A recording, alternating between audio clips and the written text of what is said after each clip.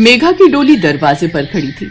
उसकी सास शोभा आरती का थाल लेकर दरवाजे पर पहुंची तो बेटे निखिल ने आरती करने से मना कर दिया। सीमा, इनके हाथ से ये आरती की थाली पकड़ लो। और हाँ, आपको आरती के लिए कहा किसने था? आपका रिश्ता पापा से था। पापा भी अब इस दुनिया में नहीं है, इसीलिए बेहतर यही होगा कि आप हम तीनों से दूर रहें। कर दिया ना मूड खराब हम सबका, अब जाओ यहाँ से। शोभा रोती हुई कमरे में चली जाती है। शोभा निखिल और सीमा की सगी माँ नहीं थी, वो उनकी सौतेली माँ थी। निखिल और सीमा बहुत छोटे थे जब उनकी माँ आशा दुनिया से चल बसी थी।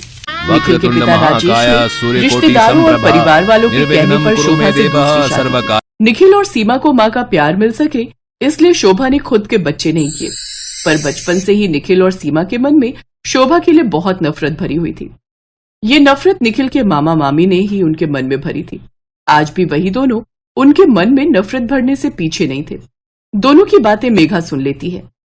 सुशीला, बस ऐसे ही निखिल और सीमा के मन में उस शोभा के लिए नफरत पैदा करते रहेंगे तो वो दिन दूर नहीं जब ये सारी प्रॉपर्टी हमारी होगी। हाँ हाँ, वो तो ठीक है, पर तुमने वो पागल करने वाली दवाई दोबारा मंगवाई नहीं जो हम सीमा और निखिल को देने वाले हैं, जिससे वो दोनों पागल हो जाएंगे। बस 15-20 दिन में वो दवाई आ जाएगी। मैंने एक आदमी को इस काम पर लगाया हुआ है। जीजा जी को तो हमने धीरे धीरे वो दवाई देकर पागल बनाकर ऊपर पहुंचा दिया। अब इन दोनों की बारी है। सारा इल्जाम इस शोभा पर लगा देंगे कि यही पागल करने की दवाई देकर इन्हें मार रही है। दोनों की बातें सुनकर मेघा घबरा जाती है। मेघा का इस घर में पहला दिन था, इसलिए वो इस बारे में किसी से क्या कहती। कोई उसकी बात पर यकीन ही नहीं करता। उनके मन में तो बचपन से ही उनकी सौतेली माँ के लिए उनके मामा मामी ने नफरत के बीज बो दिए थे। मेघा सही समय आने का इंतजार करने लगी। मेघा बहू, मैंने मैंगो शेक बनाया है। बाजार में सीजन के नए आम आए हुए थे। मुझे पता था निखिल को आम बहुत पसंद है, खासकर मैंगो शेक, इसलिए मैं लेती हुई आ गई। एक काम करो, जरा निखिल को दे आओ। माँ जी, निखिल आपके बेटे हैं, आप उनसे इतना डर कर क्यों रहते हो, जबकि आप तो निखिल और सीमा को बहुत प्यार करते हो। उनकी हर जरूरत की चीज का आपको पहले ही ख्याल रहता है। मैं चाहती हूँ ये मैंगो शेक आप निखिल को अपने हाथों से दें। नहीं नहीं बहू, बेकार में वो मेरे से नाराज हो जाएगा। मेघा मजबूर थी, वो अपनी सास की बात को टाल नहीं सकती थी।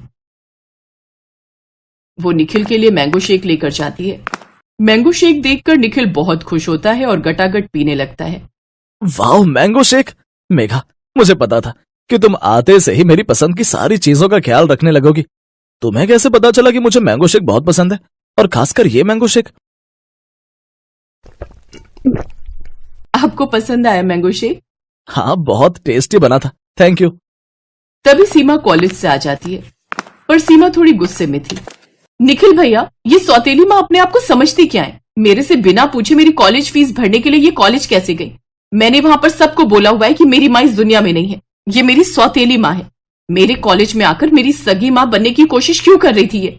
मैं खुद भी फीस जमा कर सकती थी। सीमा, माँ जी तुम्हारी माँ है, उनके लिए ऐसे शब्द मत बोलो। वो तुम्हारे लिए और निखिल जी के लिए बहुत अच्छा सोचती हैं। हमें सब पता है मेघा कि वो हमारे बारे में कितना सोचती हैं। बचपन से लेकर आज तक वो इस घर की मालकिन बनकर बैठी हुई हैं। मामा जी मामी जी ने मुझे बोल दिया है, अब हम अलग घर में रहने चलेंगे। हम यहाँ उनके साथ पुराने घर में नहीं रह सकते। पापा की प्रॉपर्टी कुछ समय में मेरी हो जाएगी, उसके बाद हमें इस औरत से कोई मतलब नहीं रहेगा। निखिल और सीमा की बातें सुनकर मेघा को बहुत दुख होता है। वो समझ नहीं पा रही थी कि किस तरह से वो अपनी सास शोभा के सच्चे प्यार को उनके सामने साबित कर सके। कुछ दिनों बाद निखिल के मामा मामी बहाने से वहीं रहने आ जाते हैं। मेघा जानती थी कि वो सब उनका प्लान है, पर वो उनका सच सामने लाना चाहती थी। कोई बात नहीं मामा जी, ये भी आपका अपना घर है। अगर आपके घर की गली की सड़क टूट रही है, आपको आने जाने में परेशानी होती है, तो कुछ दिनों तक अपने घर को ताला ही लगा दो। आप मामी जी के साथ यहीं रहो। वैसे भी सोनू और प्रिया तो हॉस्टल में ही पढ़ रहे हैं, तो आप दोनों अकेले ही तो यहाँ रहेंगे, तो हमारा भी मन लगा रहेगा। सुनो जी, तुम बिल्कुल ठीक कहते हो। तुम्हारी बहन के दोनों बच्चे बहुत इज्जत देने वाले हैं। जैसे मेरी प्यारी ननद जी का स्वभाव था, वैसे ही उसके बच्चों का है। वो तो है मेरी बहन लाखों में एक, बस उसकी किस्मत खराब थी जो वो छोटी उम्र में ही भगवान को प्यारी हो गई और जीजा जी उठा लाए सौतेली माँ को। मैं इस घर में रह तो लूं, पर मुझे शोभा को देखकर बहुत गुस्सा आता है। मुझे तो उसकी सूरत भी पसंद नहीं है। मामा जी, आपको उनसे कोई मतलब नहीं रखना। आप बस मेरे से, भैया से और भाभी से बात करो। हम भी उनसे कोई मतलब नहीं रखते। मेघा उन सब की बातें सुन रही थी और मन ही मन उसे बहुत गुस्सा भी आ रहा था। वो तो बस समय का इंतजार कर रही थी जब वो निखिल के मामा मामी को रंगे हाथों पकड़ सके। और फिर एक रात जब शोभा सबके लिए खाना परोस रही थी। बस मुझे और कुछ नहीं लेना, वैसे भी आपके हाथ का खाकर अब हम बोर हो चुके हैं। मेघा, तुम उनके हाथ से खाना क्यों बनवाती हो? प्लीज उनके हाथ से खाना मत बनवाया करो, मुझे बहुत नेगेटिविटी आती है। एक काम कर बेटा, तू मेरे हाथ की खीर खा। आज मैंने अपने भांजे और भांजी के लिए खीर बनाई है। थैंक यू मामी, इसे कहते हैं प्यार।